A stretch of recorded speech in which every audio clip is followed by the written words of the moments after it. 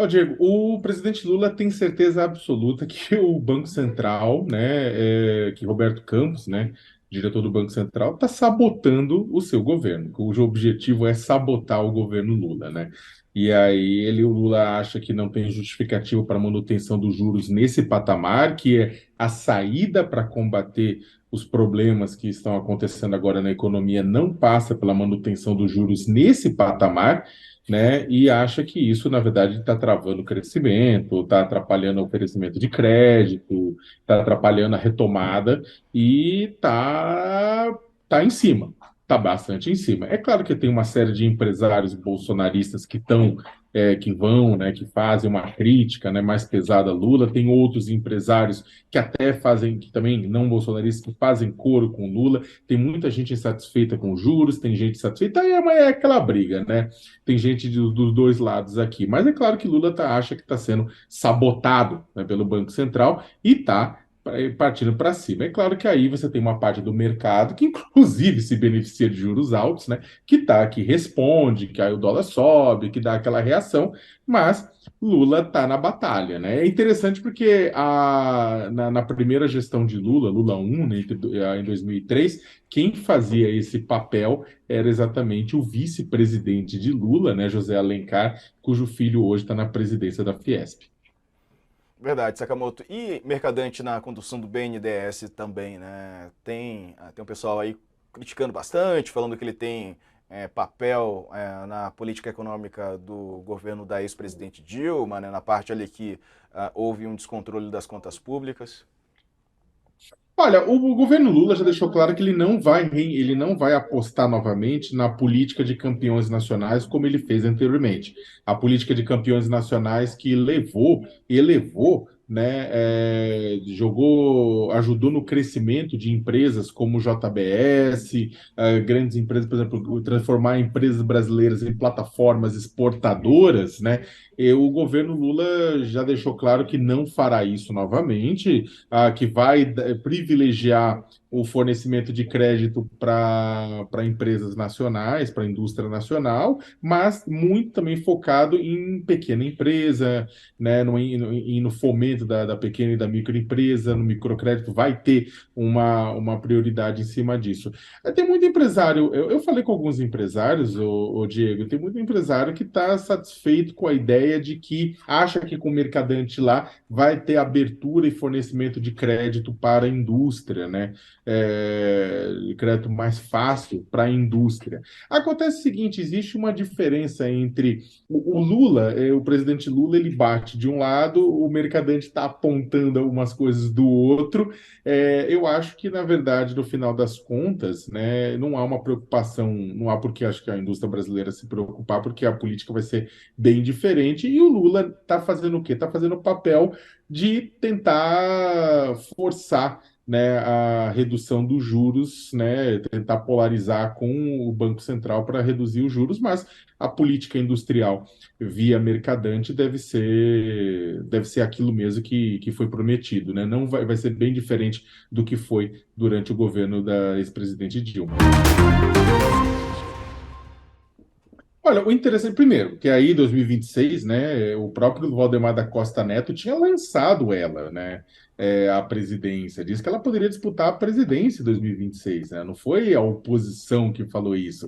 E é aí que está uma história engraçada. A Michelle usou essa postagem para atacar a oposição, para falar: oposição, fica tranquilo, olha, mas não é a oposição que está preocupado com ela se lançando, é o bolsonarismo.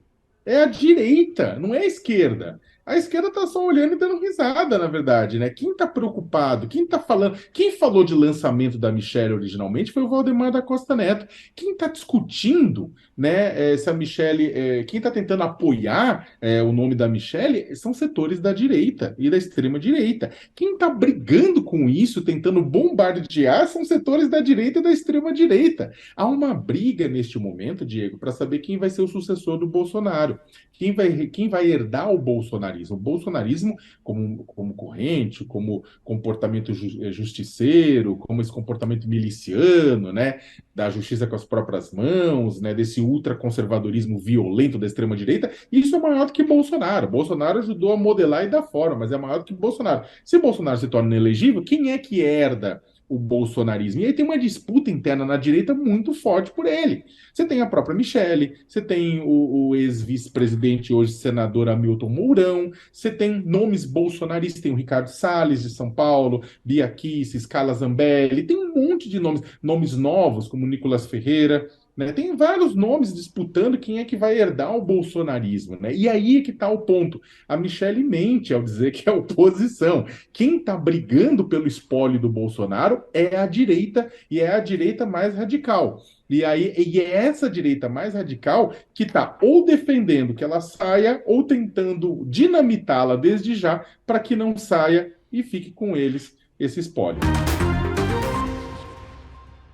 Olha, Diego, só para lembrar todo mundo, né? O que o Bolsonaro fez naquele momento com os embaixadores foi uma grande festa da sua própria inelegibilidade, né? O Bolsonaro lançou naquele momento a pedra fundamental da sua inelegibilidade, ou seja, dele se tornar inelegível. Por quê? Porque ele usou o Palácio do Planalto para vender um discurso golpista contra urnas eletrônicas. Não foi um chefe de Estado. Aquilo se conectava com todo o seu discurso eleitoral, de que batendo nas urnas eletrônicas, né? E vamos lembrar que aquela bateção de urnas eletrônicas, de que as urnas eletrônicas eram fraudadas, de que as urnas eletrônicas não apontavam a realidade, aquilo adubou o 8 de janeiro, por exemplo, adubou o golpismo de 8 de janeiro, adubou os atos terroristas de 24 de janeiro, quando tentaram explodir o aeroporto de Brasília, adubou os atos terroristas de 24 de dezembro, que é o aeroporto de Brasília, de 12 de dezembro, que é a tentativa, com a queima de ônibus e de carros e,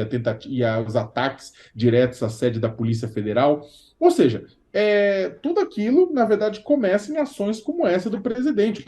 O pior que o presidente usou, não é que ele fez isso na rua, subindo num caixote de madeira ou num comício, não. Ele fez isso utilizando a estrutura do Palácio do Planalto, não só a estrutura física, toda o chamamento dos embaixadores, chamou com o seu cargo de presidente os embaixadores para ouvir aquele discurso vergonhoso, mequetrefe, vagabundo, né, tosco, né, de atacar o sistema eleitoral brasileiro. E não só isso, ele também trouxe a estrutura da EBC, da Empresa Brasileira de Comunicação, a TV Pública do Brasil, para transmitir essa vergonha. E aí, isso gerou uma ação contra ele, a ação essa que tem a grande chance, é uma das que tem maior chance de todas as ações, né, de tornar o Bolsonaro inelegível dependendo do julgamento do Tribunal Superior Eleitoral. E agora ele está o quê? O advogado está defendendo, está com medo, está tentando retirar a ação, porque sabe que pode fazer com que Bolsonaro não dispute as próximas eleições.